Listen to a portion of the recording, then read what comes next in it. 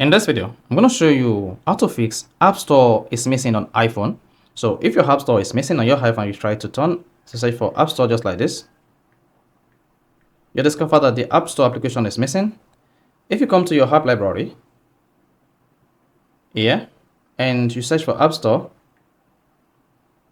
you also discover that the App Store is missing. So here, once your App Store is missing, you'll not be able to download or install app updates from the Apple Store. So in this video, I'm going to show you how to fix the App Store is missing on your iPhone. So if I don't know this video, you found this video helpful and informative, please don't forget to like and subscribe.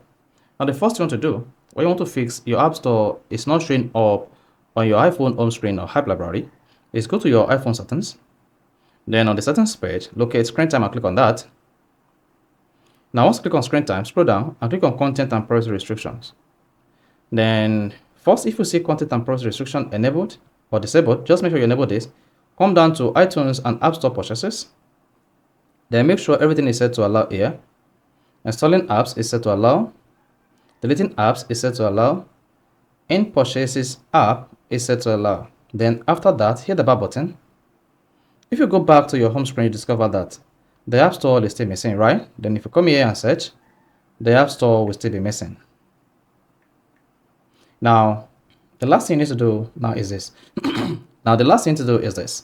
Come to content and privacy restrictions and disable this. Then once that is disabled, go back to your iPhone home screen. Then you should see the App Store comes up instantly.